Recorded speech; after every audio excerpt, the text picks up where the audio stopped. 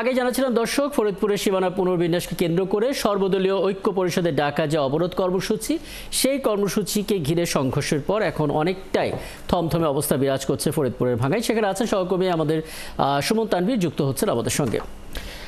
সুমন, একটু বলবেন আসলে পরিস্থিতি এখন কেমন এবং গতকালের ঘটনার পর এখন পর্যন্ত নিরাপত্তা ব্যবস্থা আসলে কেমন নেওয়া হয়েছে?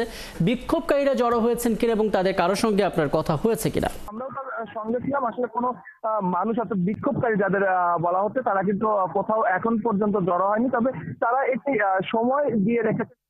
বলা হচ্ছিল যে যারা কালকে এই দুইটি ইউনিয়ন থেকে এসে এই ভাঙায় যে তাণ্ডব চালিয়েছেন, তারা ওইদিকে হামিদ্দি ইউনিয়ন যেহেতু ওই ফরিদপুরের রাস্তাটিতে পড়েছে, সেখানে গিয়ে তারা দেখে আসলেন এবং আমরাও তার সঙ্গে ছিলাম। আসলে কোনো মানুষ অর্থাৎ বিক্ষোভকারী যাদের বলা হচ্ছে তারা কিন্তু কোথাও এখন পর্যন্ত জড়ো হয়নি, তবে তারা একটি সময় দিয়ে রেখেছেন 12টায় ঈদগাহ ময়দান। সেই ঈদগাহ ময়দানে তারা বলছেন যে তারা শান্তিপূর্ণভাবে আজকে অবস্থান কর্মসূচি করবেন এবং তাদের এই অবস্থান কর্মসূচি ঘিরেই কিন্তু আইনশৃঙ্খলা বাহিনীর তৎপরতা আমরা সকাল থেকেই দেখছি এবং বিভিন্ন বাহিনীর পর্যাপ্ত সংখ্যক সদস্য কিন্তু এখানে উপস্থিত আছেন এবং তারা বিভিন্ন জায়গায় তাদের প্ল্যানিং অনুযায়ী তারা অবস্থান করছেন। এবং তারা কিছুক্ষণ আগে আমাদেরকে ডিসি বললেন যে যদি কোনো রকম আইন শৃঙ্খলার অবনতি হয় এবং অবনতি ঘটানোর কেউ চেষ্টা করে, তাদের বিরুদ্ধে কঠোর ব্যবস্থা নেওয়া হবে। আপনি জানেন যে আসলে গতকাল দুপুরের পর থেকেই কিন্তু এই পরিস্থিতি সৃষ্টি হয়েছে এবং তারপর থেকে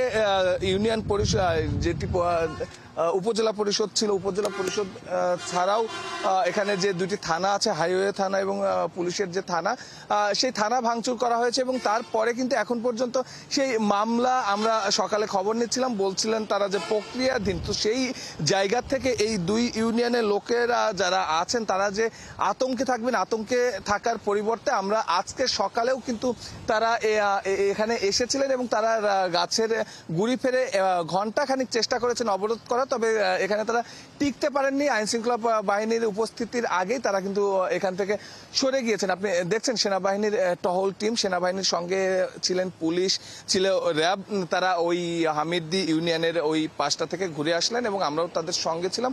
সেখানে কোনো বাড়তি লোকের উপস্থিতি অর্থাৎ লোক সমাগম আমরা দেখিনি এবং এই যে মোড়টি, ভাঙার মোড়টি, এই মোড়টিতে আসলে সবচেয়ে বেশি আইন শৃঙ্খলা বাহিনীর উপস্থিতি আছে এবং কালকে দুপুরের পরে যে যানবাহন চলাচল স্থবির হয়ে পড়েছিল, সেই যানবাহন চলাচল কিন্তু আপনি জানেন যে সন্ধ্যার পর থেকেই চলাচল শুরু করে এবং সেটি এখনো কন্টিনিউ আছে। কোনো রকম বাধা বিঘ্ন ছাড়াই কিন্তু যানবাহন চলাচল করছে আমরা জায়গা থেকে এখন পর্যন্ত যতটুকু দেখছি। এবং এখানে এসপি থেকে শুরু করে যারা ঊর্ধ্বতন কর্মকর্তারা আছেন সবার সঙ্গে আমাদের কথা হয়েছে, সবাই কিন্তু একই কথা বলছেন যে কোনো রকম আইন শৃঙ্খলা পরিস্থিতি বিঘ্ন ঘটা সেটা তারা মেনে নেবে না এবং যে দাবিতে তারা আন্দোলনটি করছে, তারা গতকালও এই কথাটি বলেছে। এটি একটি জাতীয় ইস্যু, সেই জাতীয় ইস্যুটি আসলে তারা চাইলে এই স্থানীয় পর্যায় থেকে সমাধান করতে পারবে না।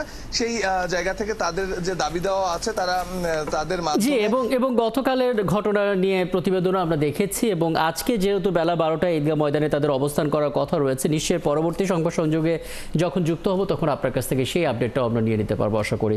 যুক্ত হয়েছিলেন সহকর্মী সুমন তানভীর, ফরিদপুরের ভাঙা থেকে তিনি আমাদেরকে আপডেট জানাচ্ছিলেন।